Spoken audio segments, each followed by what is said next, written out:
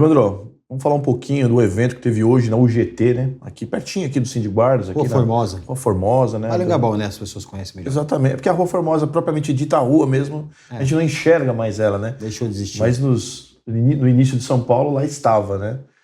E foi uma reunião muito proveitosa, né, Evandro? Sim.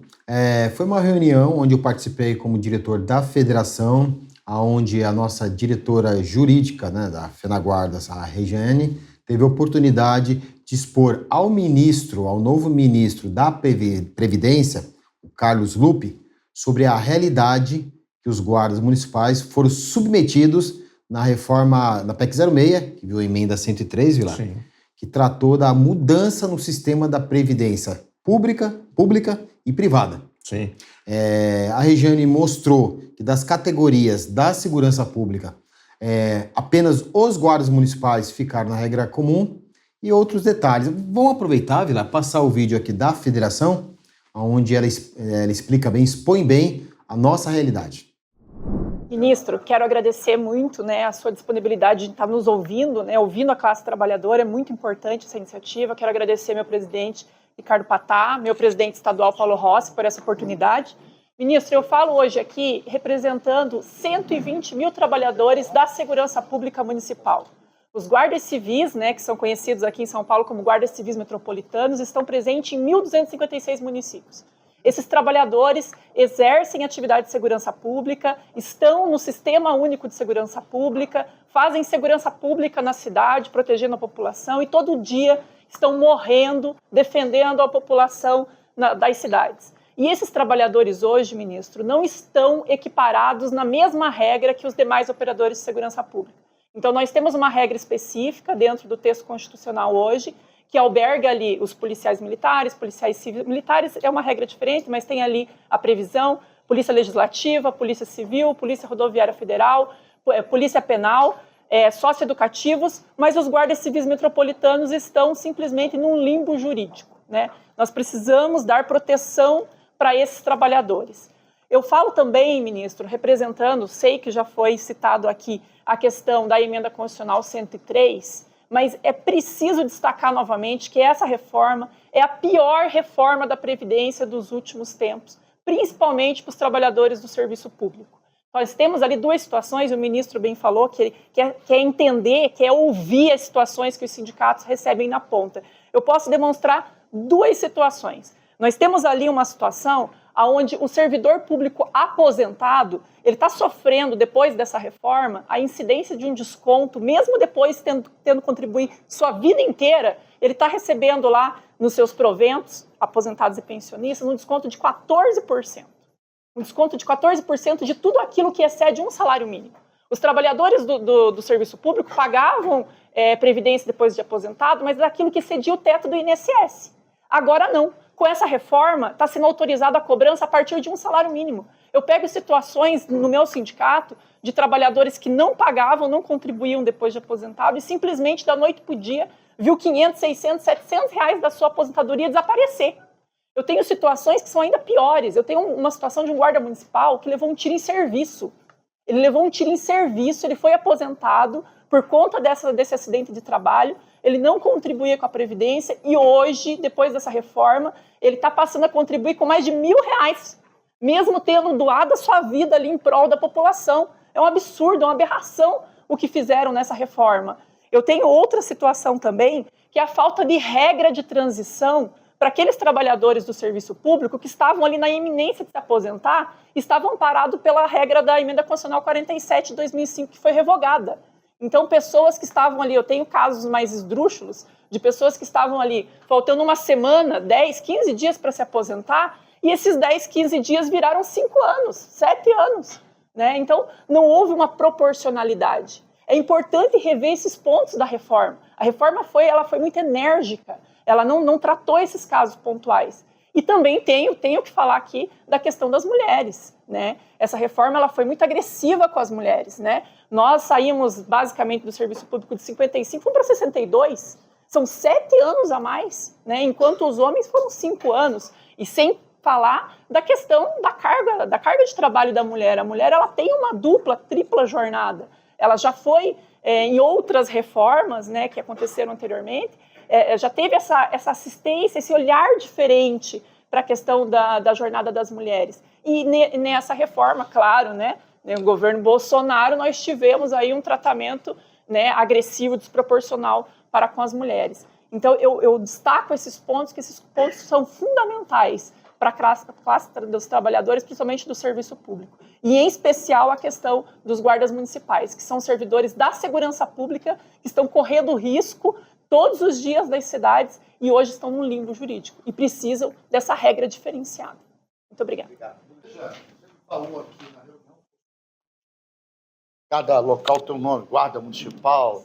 Aqui em São Paulo é guarda civil. Né? Bom, primeiro, nós já conversamos um pouquinho antes, isso depende de uma emenda à Constituição, uma PEC. Eu já me dispus, me coloquei à disposição de você para ajudar no processo com o meu partido, com a bancada do PDT, com o meu líder, com o André Figueiredo, ajudá-los nisso que eu acho justo. Eu quero deixar claro que a minha posição é favorável. A área de segurança pública é uma área muito delicada. Os guardas municipais acabam enfrentando situações dramáticas. Muitas das vezes tem que substituir pela falta de efetiva a própria Polícia Militar, em conflitos, em combates. Eu conheço isso, sou a favor e vou trabalhar para a nossa bancada ajudá-los. Tá? Mas como isso depende de uma PEC, está no Congresso, o que eu posso ajudar é pedir aos meus parlamentares, meus amigos, que ajudem vocês nisso. É minha competência. Sobre a reforma que você falou, repito aquilo que eu falei no início. Nós temos esse Conselho Nacional da Previdência, que é tripartite, tem trabalhadores, governo e empregadores. É lá o ambiente da discussão. Concordo com você, é minha opinião pessoal, mas eu não vou impor a minha vontade. O Conselho tem que discutir e apresentar uma proposta formal ao governo para ser avaliado. Pois bem, pessoal, o vídeo da nossa diretora da federação, a Rejane, é muito bem elucidativo, mostra bem a realidade dos guardas, né, Vilar? Do que a gente passou 4 anos no governo anterior. E agora a nossa luta é com a nova gestão, o novo governo, que a princípio está demonstrando boa vontade para atender nossos anseios, né? Verdade. Inclusive, a PEC que o ministro fala, óbvio que vai ter que ser uma PEC do governo, né? O governo é que tem a prerrogativa de mexer nesse assunto, propriamente dito.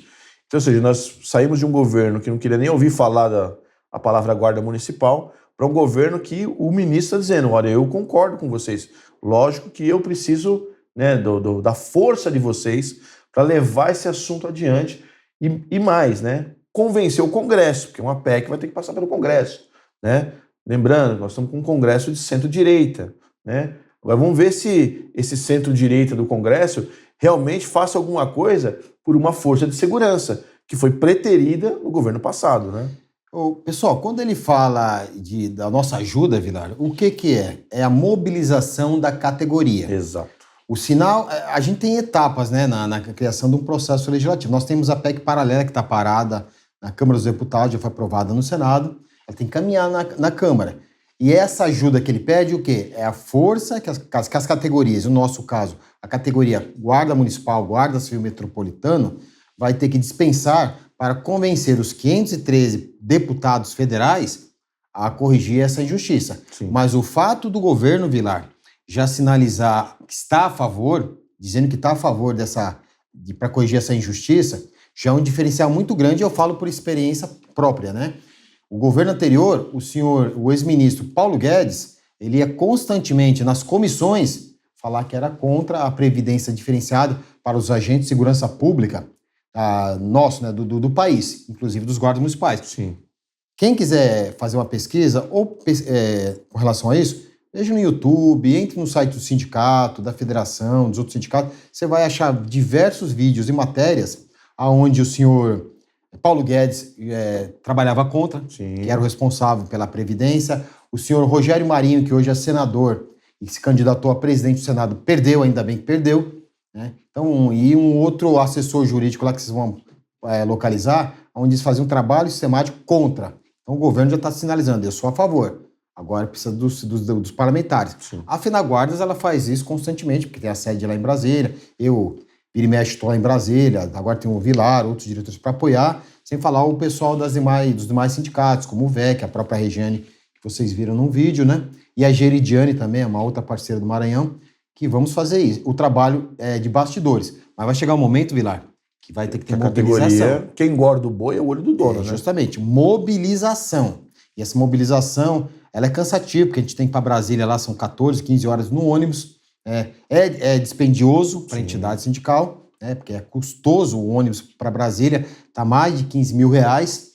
Estava lá na PEC 06. Sim, deve estar um pouquinho mais, né? Combustível e tudo, né? Então a gente vai ter que fazer toda essa logística para que as pessoas vão e deverão ir, na verdade, no Congresso Nacional, assim quando a gente vê o momento adequado. Exatamente. Então, uma outra coisa que eu queria falar, Vila, porque às vezes a gente perde energia. A gente vê de vez em quando alguns movimentos aí de movimentos em Brasília em tal data ali. Pessoal, vamos ter foco.